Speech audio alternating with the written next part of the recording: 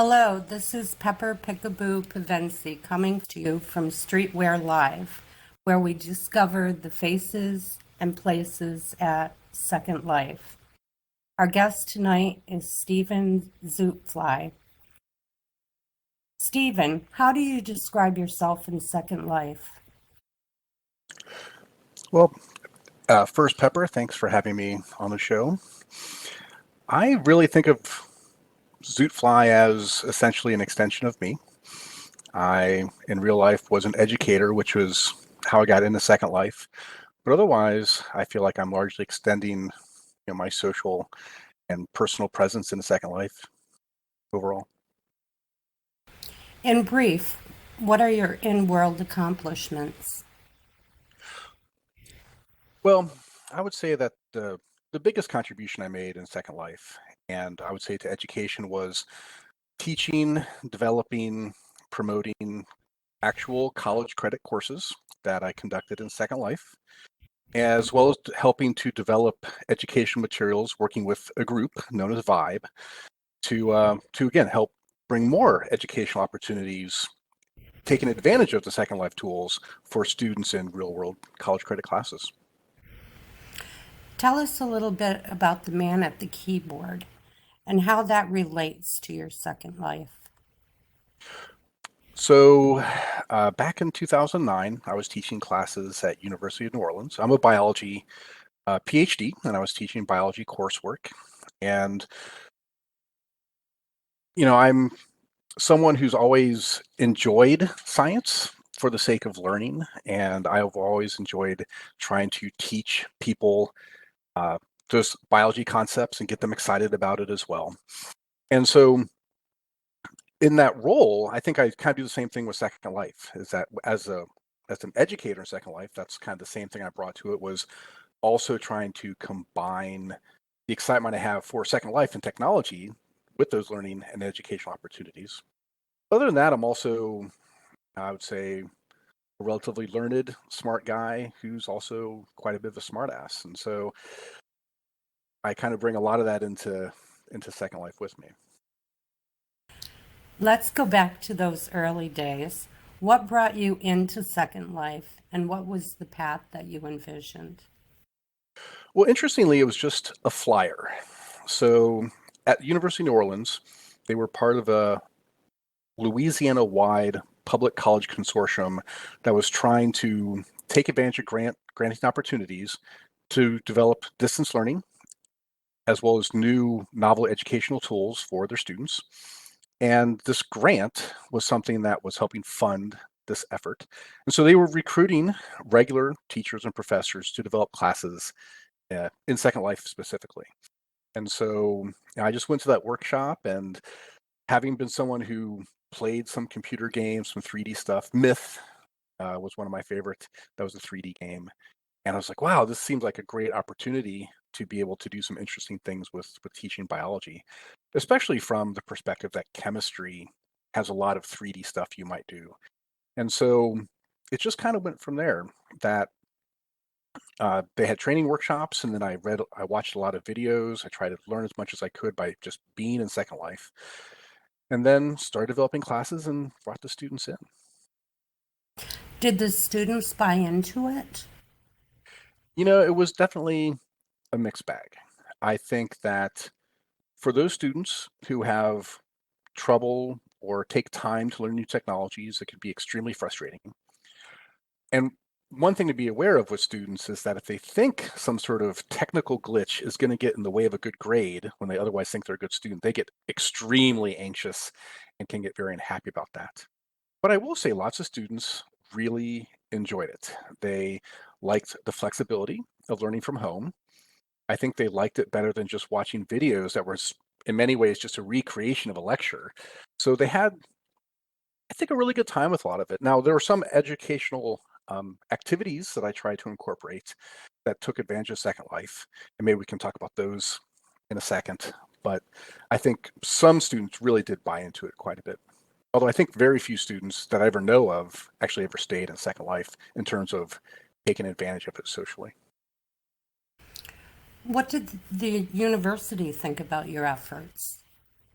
Well, the grant administrators and the other fellow professors that were developing classes in Second Life, I think, thought it was great. I definitely was able to make the case that that was grant money well spent by having taught, I think it was 3 or 4 non-biology majors courses and having developed a bunch of stuff. Then we also did math workshops for math teachers in grade schools. And so they certainly bought into it. I think the university as a whole and the way a lot of people thought about Second Life at the time was that they really did not buy into it. Now, one thing I will say, and this was unfortunate at the time, is that administrators were very keen on the idea of massively online courses because the advantage there was a little bit less, like you do a lot of setup work, but then there's very little ongoing work you have to do, and you can basically teach a lot of students at one time. And so one thing that Second Life did not have going for it was that economy of scale, which was getting a lot of people very excited at the time, even though it's very clear that Second Life is a much richer and robust educational platform. What worked well? So the one thing I definitely liked about Second Life that worked really well with the students was that it was a familiar environment. And that is, we had a classroom, I had a presentation board. It was very much similar to what you would have in a regular classroom environment. So I think, unlike trying to deal with students trying to understand a Zoom or slides, that was something that was really, really quite nice to recreate. However, the stuff that also worked really well was trying to get away from recreating the regular classroom. And so one thing that I really was intrigued by was Osmol's bunnies, which you could actually breed with each other, and they would make progeny, and then you could raise the progeny and have them breed. And so I thought, well, for a genetics class, maybe we could try and do something interesting with those. And so what I have here is an example animal pedigree board where the bunnies had characteristics of their ears, their eye color, their fur color, and what their ears did. And I asked the students to take a bunny pair, have 4 progeny, and then try and do some pedigree analysis. Now, of course, the bunnies were not like regular Mendelian genetics. So that was always an option for them to answer, but it was something that gave them an object to interact and kind of get invested with. They were required to actually make sure they tended and fed the bunnies over the course of a few weeks and make sure that they were breeding for the project. In one case, I had a bunny miscommunicate with the server and it basically died. And I had the student so upset about that. I'm like, that's okay. It's gonna be okay, and we'll get the bunny back on track so you can have babies.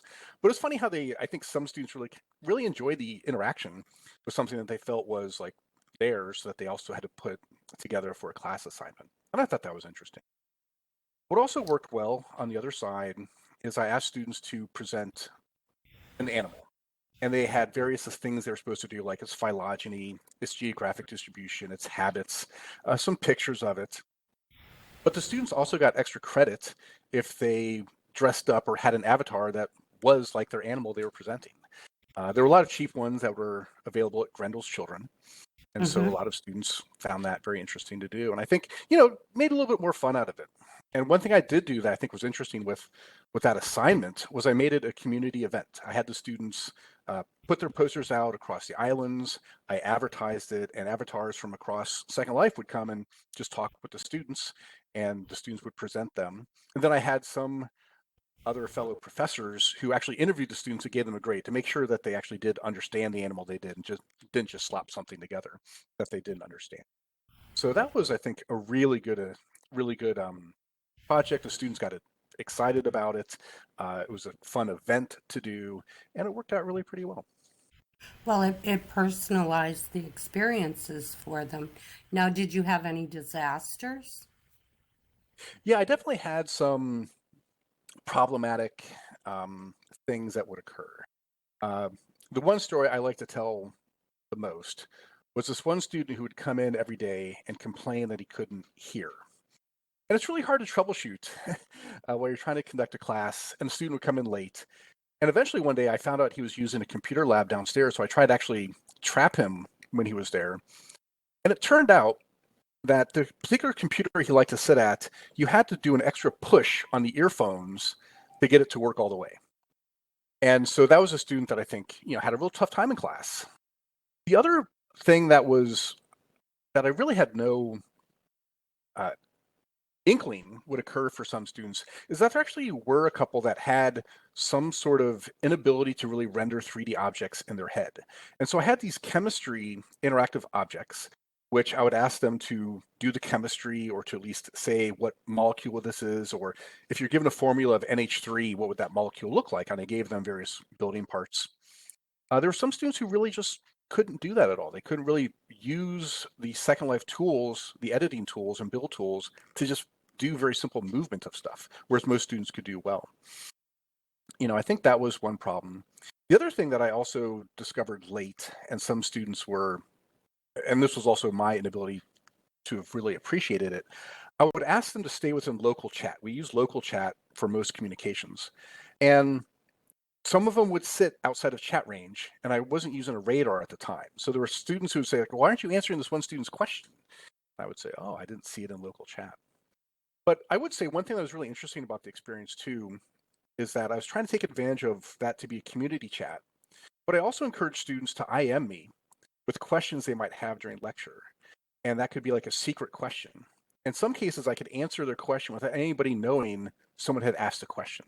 And so one thing I think that both that community chat, but also the private IMs could do was to really get students comfortable asking questions and getting their answers without being nervous about raising their hand or being shy about whether it would or would not be an embarrassing question for them. What would you say to universities now in the context of COVID-19 regarding distance learning and getting into Second Life, especially now that they are offering discounts on islands? Well, first of all, we're living in a world where some sort of distance education is going to be a must have. And I think what universities have to decide is the balance of how well they can deploy those, how robust the learning tools are, and how well teachers can actually adapt to. And so I think Second Life is a great example of many people like myself who are educational people that were good at technology jumped in and did really cool, interesting things. But the problem was very few universities, departments, institutions, I think, really put together a very robust plan for how to roll it out to meet the needs of students, to make sure lots of educators were really good at understanding how to use it and really take most advantage of the things that SL had unique to it that made it really great for students.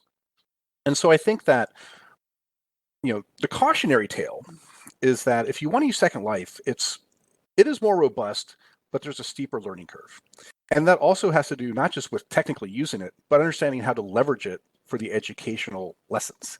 And so I think I would not just jump on it.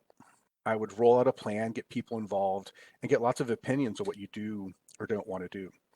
The other thing I'll say about it, and this is something I was pushing, but I don't think was very well appreciated, or maybe I was a bad communicator of it, is that Second Life still gives you the opportunity to let your students who may be miles, continents away, to feel like they are a part of the university, right? So all these logos, campus T-shirts, even the architecture of the campus, the students may never see it, but they can feel like they know it and are associated with it in a way that gives them an investment into the college's community, not just there to say, I want to learn biology, but to really feel like, hey, if I see my college team on ESPN now, I really feel invested because I feel like I know the place and I'm a part of that community. So that's something I would really encourage universities to try and leverage because it's a social platform and not just a learning platform.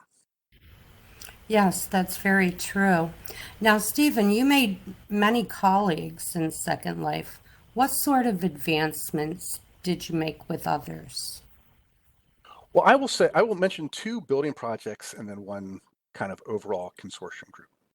And that is in Second Life, one of the projects I built was this um, population genetics simulation.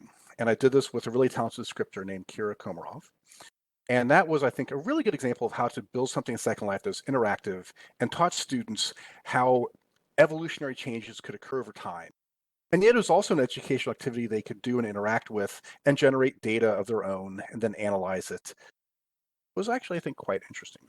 And that's something that's at the Science Circle's land right now. It's always available for someone to use. The other building activity was something I did in Open Simulator with Kim Anubis. And this was actually trying to recreate for students to pretend that they were on the trail of a cholera epidemic. And this is actually recreating John Snow's investigations in London on Broad Street to try and track down cholera. We actually built interactive HUDs. We had all these bots that were scripted. They could walk through it. And again, let the students try and take all that information and come to their own conclusions. Again, not just a fill in and answer type of thing, but actually investigate and do stuff and try and generate their own conclusions.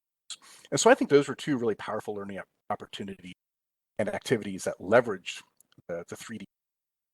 Now, the other group was something that came out of Intel trying to get people to use Open Simulator, and they had something called the Science Sim.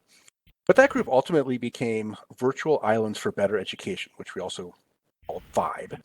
And again, that still involved Kira. That also involved Max Chat-Noir, who's most well known for Genome Island.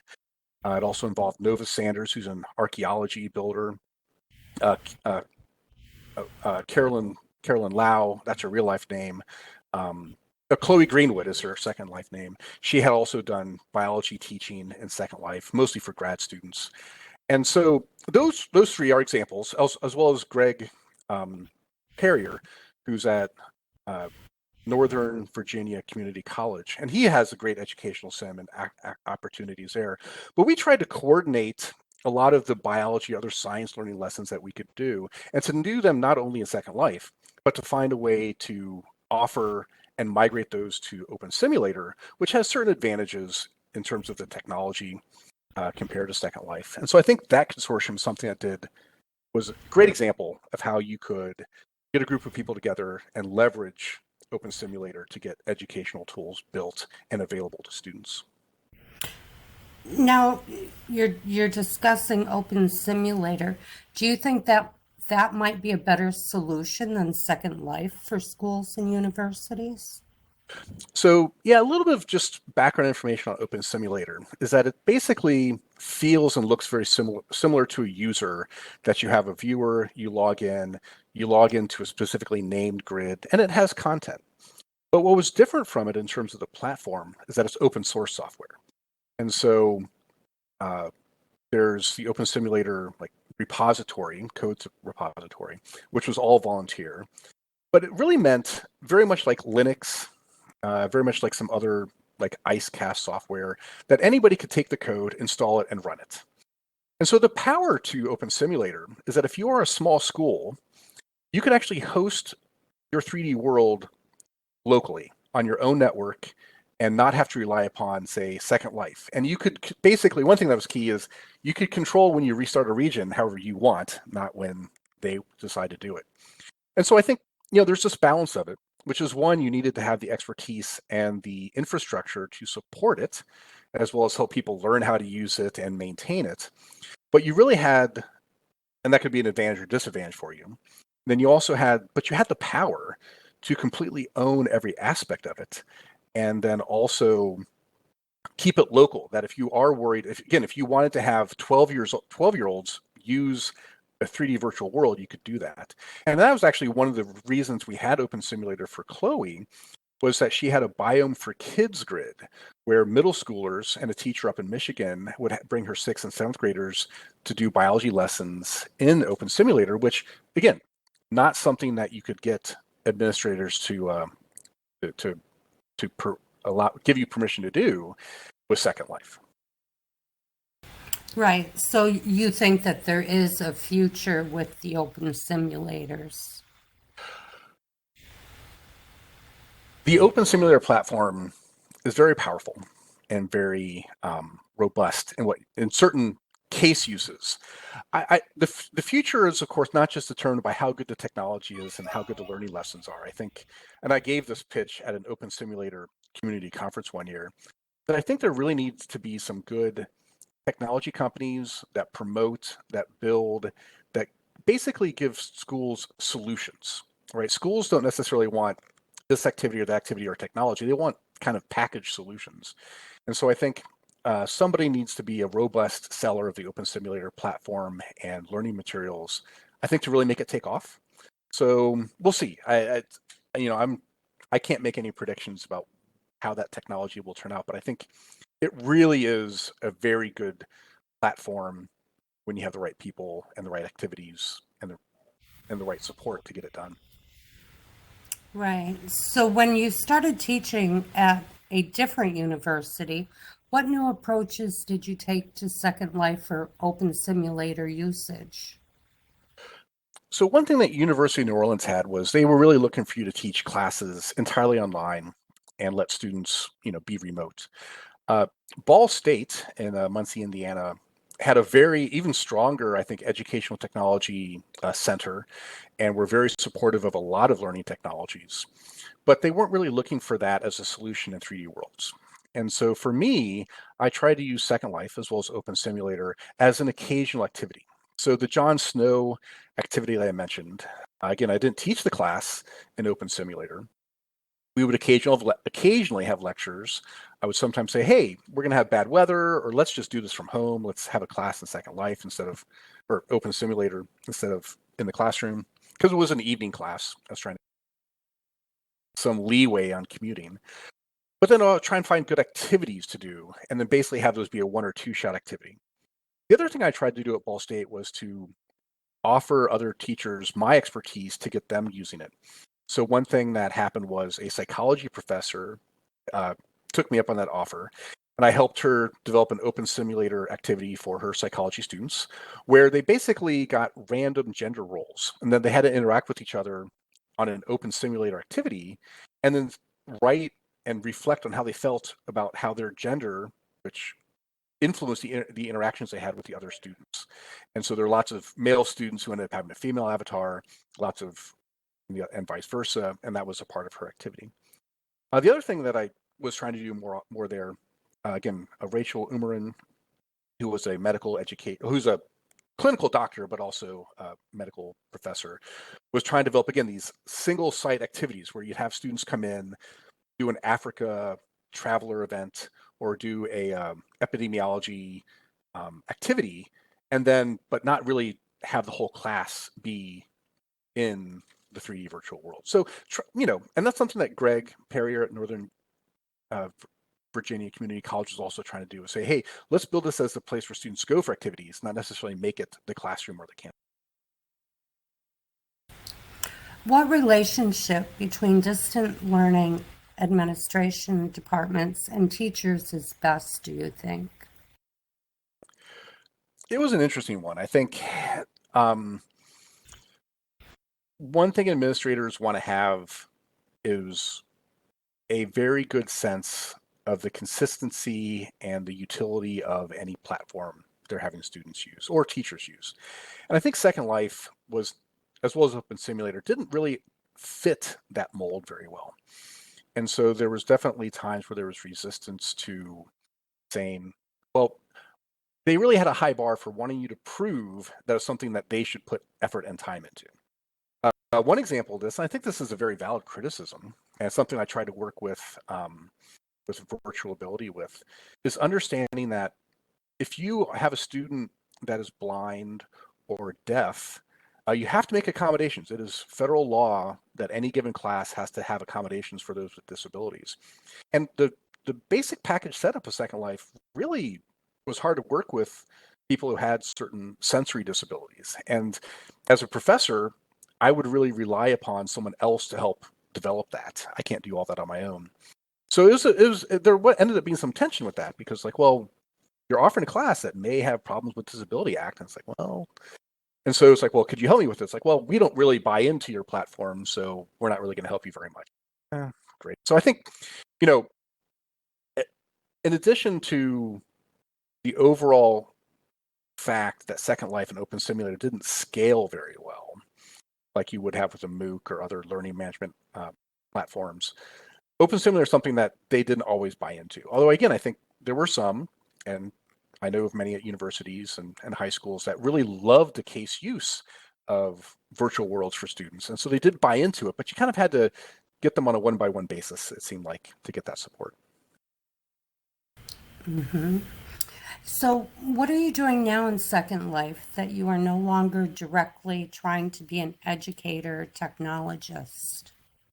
Yeah, I gave up the teaching, and now I found myself uh, in the first phase of that, really just trying to be highly involved with the Science Circle. And so they are a nonprofit based out of Europe where they try and have scientists lecture on a topic of interest. They have an audience come, and there's usually a presentation and a discussion. There are also panels uh, as well. And I think that that was something that I thought was really interesting for me, which was I can keep teaching people, but it's more informal. I'm not going to get any student evaluations, which were always a stressful time of the year. And I would also pick topics of whatever I wanted. And in some cases, things where I'm learning new stuff myself. And so that was something where I really just wanted to become more of a science communicator type that could talk about interesting biology topics that I found interesting and hope I could get other people interested in. So it's a little more casual in terms of how we think about, you know, education and how you can use a social platform like Second Life to really have an international audience and international colleagues and events. Do you think it's the future of education? I think it's a really powerful way to interact and get what you would call like an informal education on topics you're interested in. You know, you hear about things like Great Courses Plus, you hear about, YouTube has just lots of lectures that you could randomly grab at any time. But those are still one-on-one interactions that you would have. And so I think Science Circle as a future for like a socially engaged world on these social media platforms is a great way to just not do it one-on-one, actually to have lots of interactions and have access directly to people. So if you watch a lecture by Neil deGrasse Tyson on YouTube, you don't get to ask him questions about it afterwards, right? You Right. get to have that interaction in Science Circle. I mean, I don't think it's the future of what you call education, which has its credentialing feature, right? You get a degree so that you can get a job, or you can grad school to then get a job. But certainly in terms of, like, I think informal social, it's a great. I think it's a really good future for that. Good exemplar. Hmm. Well, Second Life is a social platform. Are you getting involved more in socializing in Second Life, and how has that experience been? That has been great. When I was an educator, I didn't have a lot of time to get very socially involved in Second Life. For a little while, I was involved in the uh, Confederacy of Democratic Simulators, which was interesting, an interesting experiment. But I would pop in. I didn't always have time to go to all the events, and so I actually got I'm going to say suckered in by Serena off course to participate in trivia, and then I've really enjoyed being involved with the role play group that she was a part of that hosted the trivia, and that was something known as Ocean Breeze, which was very beachy in the 70s. And then they kind of went to a future. And there's lots of, they have lots of social events. There's dancing, there's some role playing, some very nice settings that they set up. And so I've I've actually just really enjoyed kind of using Second Life as a place for entertainment and enjoyment and meeting and socializing with people. What do you think of the experiment in virtual democracy that is CDS? We met there. Yes, that's where we met all those years Yes. ago. Um, I think these social platforms, people don't necessarily always try to recreate a philosophy and then kind of live by it, right? People kind of come in and do their gaming or their interaction, but to actually think about, how could we have our own democratically run society within a virtual world, and have elections, have rules, have land management. I thought was just really, really interesting. Again, I think the one lesson there is that people bring in their own personal politics, their own egos, their own weird gossiping things at the same time too. But It was really interesting, a lot of fun, very good social time as well. So it'd be nice to see more people do those types of things. Instead of just trying to say recreate a gaming experience, actually recreate life in A the platform. community. A Yeah, community. community. Yes. Yes. Would you recommend role play groups to new users in Second Life? I think so. When I was growing up, uh, I lived nerd central, and I played Dungeons and Dragons. I played with lead miniatures that were dwarfs, and I painted them. And those were really great fun times. And I think that, not everyone has the opportunity to do that. People can't always break away from their homes and lives to go game, you know, do an overnight slumber party, Dungeons and Dragons fest. And so I think Second Life really recommend role playing for either those fantasy worlds or cultural historical societies where you just go and try and be something that's not yourself. Take a break, try and think outside yourself, and just really enjoy those interactions and communities. Hmm. There's a lot of creativity at Second Life, and people working together can um, create some very beautiful and unique projects. Now, is there anything else that you would like our listeners to know about the man, Stephen Xootfly? Well, that's a good question. I think what I've really learned and personally reflected on is that I actually live a pretty relatively rich internal creative life. And it's really great to have something like Second Life where, those things have an outlet. That again, we live lives where there are a lot of rules and norms. And I think that being able to just, express yourself, especially the things that you try and hold back in most days, really getting that out there in Second Life, having that personality infuse your avatar and be something beyond regular day living and thinking and interactions is something I've really enjoyed from Second Life, and I find very rewarding to grow and mature in ways that Hmm. you just can't even predict. Right. Well, Stephen, it's been a pleasure to have you here tonight. Thank you for coming. And this is Pepper Pickaboo Vency signing off from Streetwear Live. Thank you. Thank you for having me.